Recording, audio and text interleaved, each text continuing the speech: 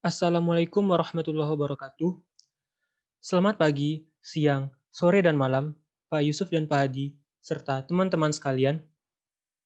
Kami dari kelompok 8 akan mempresentasikan hasil case studi kami yang berjudul Produksi dan Aplikasi Biochar dalam Sistem Agro dan Kehutanan. Adapun anggota dari kelompok 8, yang pertama, Diva Sagita Nur Ramadhani R dengan NIM 1151903, Andika Putra dengan NIM 1151919, Reza Jamiatul Alam dengan NIM 1151921, dan Kotrunanda Kamelia Imtinan dengan NIM 1151930.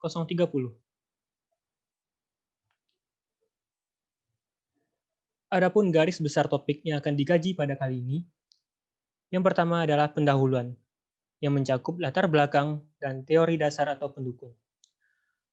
Lalu ada metode, hasil pembahasan, dan kesimpulan. Yang pertama adalah pendahuluan, latar belakang. Tanah adalah hal yang tak dapat dipisahkan oleh makhluk hidup dan mengandung unsur-unsur hara yang ada di dalamnya. Salah satu bahan yang mampu meningkatkan kesuburan tanah adalah biochar. Biochar adalah arang hayati yang berasal dari pembakaran tidak sempurna atau pirolisis yang berasal dari sisa-sisa hasil pertanian yang sukar melapuk dan sulit terurai seperti kayu, sekam padi, tempurung kelapa sawit, kulit buah kakao, dan limbah lainnya, serta arang dari tempurung kelapa. Biochar telah diketahui dapat meningkatkan kualitas tanah. Pemberian biochar ke tanah berpotensi meningkatkan kadar karbon tanah, retensi air, dan unsur hara di dalam tanah, yang mana sangat berpengaruh dalam ruang lingkup agro dan kehutanan.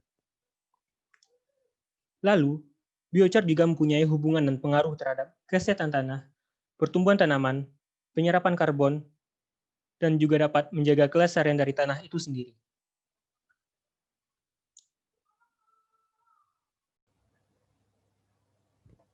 Baik, di sini saya akan menjelaskan mengenai pendahuluan yaitu teori dasarnya. Menurut Rondon dan Lehman tahun 2007 mengatakan bahwa biochar salah satu alternatif bagi konsep pengelolaan lahan-lahan kritis karena biochar berpotensi untuk memperbaiki kesuburan tanah di lahan-lahan kritis.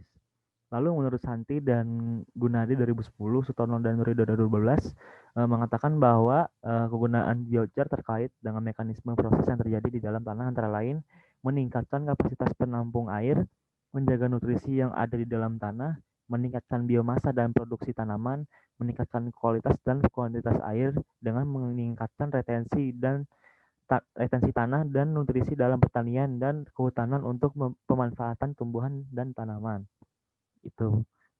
Lalu kita lanjut ke bagian metodologi. Nah, untuk metode yang digunakan adalah metode deskriptif analitis melalui studi pustaka, produksi, dan aplikasi biochar dalam sistem agro dan kehutanan.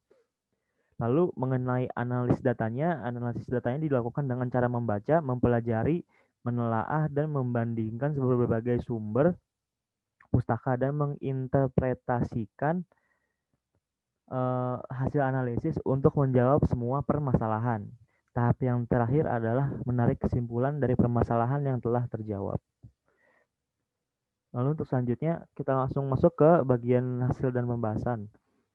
Untuk yang pertama, sumber bahan baku biochar. Potensi penggunaan biochar sangat besar mengingat bahan bakunya seperti tempurung kelapa, sekam padi, kulit buah kakao, tempurung kelapa sawit, tongkol jagung, limbah pengergajian atau pengolahan kayu, dan bahan lain yang sejenis. Bahan baku tersebut sulit terdekomposisi atau memiliki rasio karbon per nitrogen yang tinggi. Nah, jadi dengan rasio tersebut, maka bahan-bahan ini sangat cocok sekali untuk dijadikan sebagai bahan baku biochar karena memiliki kadar karbon yang tinggi. Seperti yang terlihat di bagian kanan, yaitu ada grafik mengenai biomas pertanian dari bahan-bahannya sampai rasio biochar biomasnya dan potensi untuk menjadi biocharnya.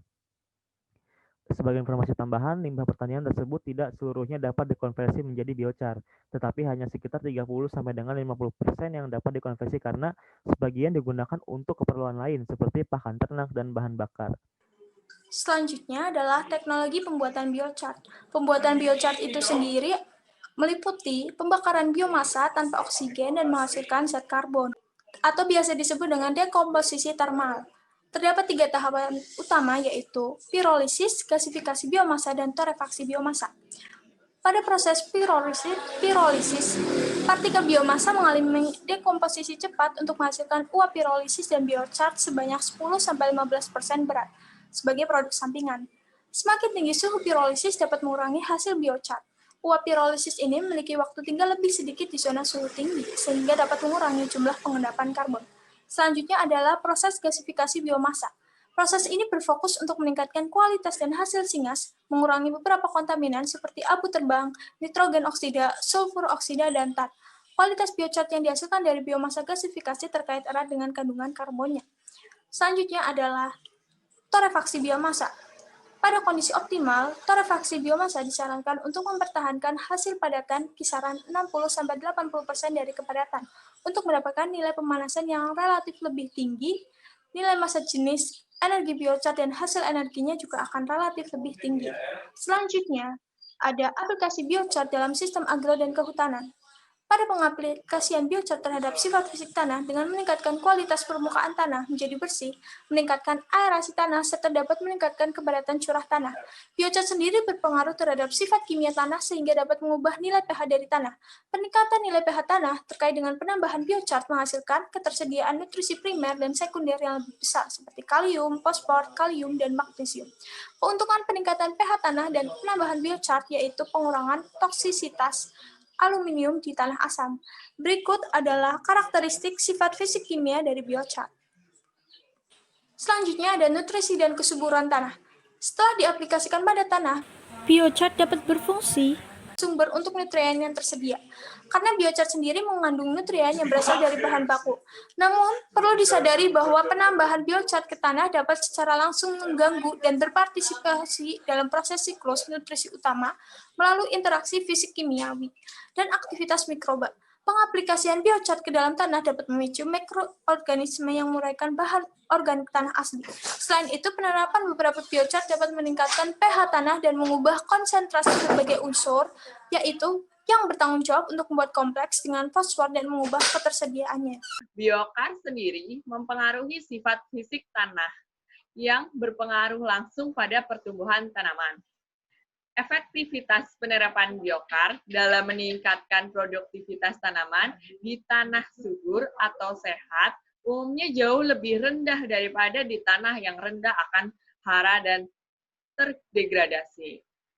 Perubahan biochar ke tanah yang kekurangan nutrisi yang menghasilkan pertumbuhan tanaman yang lebih baik dapat dikaitkan dengan beberapa faktor berikut, yaitu nutrisi yang disediakan oleh biochar, meningkatkan efisiensi penggunaan pupuk, peningkatan KTK, pH tanah stabil, retensi atau penyimpanan kelembaban, dan retensi atau penyimpanan hara, dan ketersediaan hayati.